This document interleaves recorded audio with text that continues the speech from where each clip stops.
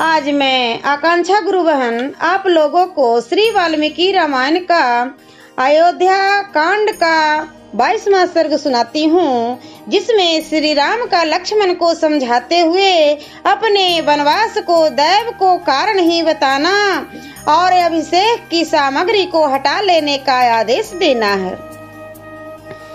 श्री राम अभिषेक के विघ्न पड़ने के कारण सुमित्रा कुमार लक्ष्मण मानसिक व्यथा से बहुत दुखी थे। उनके मन में विशेष अमर्ष भरा हुआ था। वे रोष से भरे हुए गजराज की भांति क्रोध से आंख फाड़ फाड़ कर देख रहे थे। अपने मन में को बस में रखने वाले श्री राम धैर्य पूर्वक चित्त को निर्विकार रूप में से क्रोध में रखते हुए अपने ही तैसी सुहृदय प्रिय भाई लक्ष्मण के पास जाकर इस प्रकार बोले, लक्ष्मण, केवल धैर्य का आश्रय लेकर अपने मन के क्रोध और शोक को दूर करो। चित्त से अपमान की भावना निकाल दो और हृदय में भली भांति हर्ष भर कर मेरे अभिषेक के लिए यह जो उत्तम सामग्री एकत्र की गई है इसे शीघ्र हटा दो और ऐसा कार्य करो जिससे मेरे वनगमन में बाधा उपस्थित ना हो।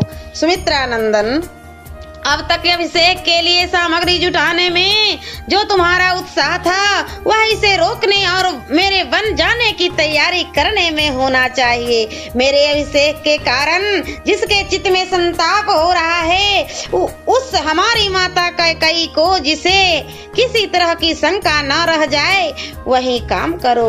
लक्ष्मण, उसके मन में संदेह के कारण दुख उत्पन्न हो यह बात को मैं 2 घड़ी के लिए भी नहीं सह सकता और न इसकी उपेक्षा ही कर सकता हूँ।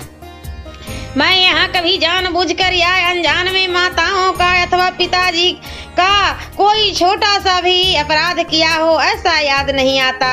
पिताजी सदा सत्यवादी और सत्य पराक्रम रहे हैं। वे परलोक के भय से सदा डरते रहते हैं, इसलिए मुझे वही काम करना चाहिए जिससे मेरे पिताजी का परलौकिक भय दूर हो जाए। लक्ष्मण, इन्हीं सब कारणों से मैं अपने अभिषेक का कार्य रोककर शीघ्र ही इस नगर से वन को जाना चाहता हूँ। आज मेरे चले जाने से कृत्य हुई राजकुमारी कैकेयी अपने पुत्र भरत का निर्भय और निश्चिंत होकर अभिषेक करावे। जिस विधाता ने कैकेयी को ऐसी बुद्धि प्रदान की है तथा जिसकी प्रेरणा से उसका मन मुझे वन भेजने में अत्यंत दृढ़ हो गया है उसे विफल मनोरथ करके कष्ट देना मेरे लिए उचित नहीं है। सुमित्रा कुमार, मेरे इस प्रवास में तथा पिता द्वारा दिए हुए राज के फिर हाथ से निकल जाने में दैव को ही कारण समझना चाहिए। मेरे अभिषेक को रोकने और मुझे वन में भेजने के लिए उसने राजा को प्रेरित करने के निमित्त जिन भयंकर और कटु वचनों का प्रयोग किया है उन्हें साधारण मनुष्यों के लिए भी मुंह से निकलना कठिन है। उसकी ऐसी चेष्टा में मैं देव सिवा दूसरे किसी कारण का समर्थन नहीं करता। यदि ऐसी बात ना होती तो वैसे उत्तम स्वभाव और श्रेष्ठ गुणों से युक्त राजकुमारी कैकेयी एक साधारण स्त्री की भांति अपने पति के समीप मुझे पीड़ा देने वाली बात कैसे कहती। मुझे कष्ट देने के लिए राम को वन में भेजने का प्रस्ताव कैसे उपस्थित करती। जिस विषय में कभी कुछ सोचा न गया हो वही दैव का विधान है। प्राणियों में अथवा उनके अधिष्ठाता देवताओं में से कोई ऐसा नहीं है जो उस दैव के विधान को मेट सके। अतः निश्चय ही उसकी प्रेरणा से मुझ में और कैकेयी में यह भारी उलट फेर हुआ है। सुमित्रा नंदन, सुख दुख भय क्रोध लाभ हानि उत्पत्ति और विनाश तथा इस प्रकार के और भी जितने परिणाम प्राप्त होते हैं जिनका कोई कारण समझ में नहीं आता वे सब दैव के ही कर्म हैं।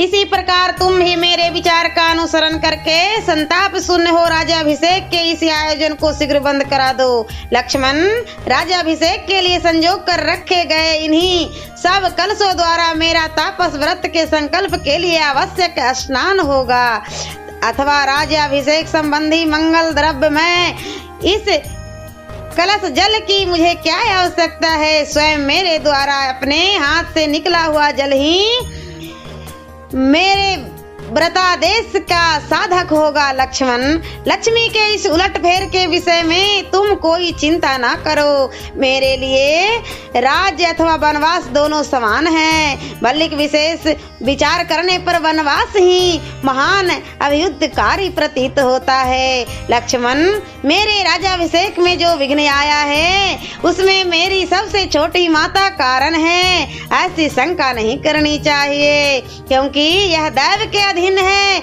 इसी प्रकार पिताजी भी किसी तरह इसमें कारण नहीं है। तुम तो दैव और उसके अद्भुत प्रभाव को जानते ही हो, वही कारण है। सियावरे रामचंद्र की जय। और मैं अगले वीडियो में अयोध्या कांड का 23वां सर्ग सुनाऊंगी।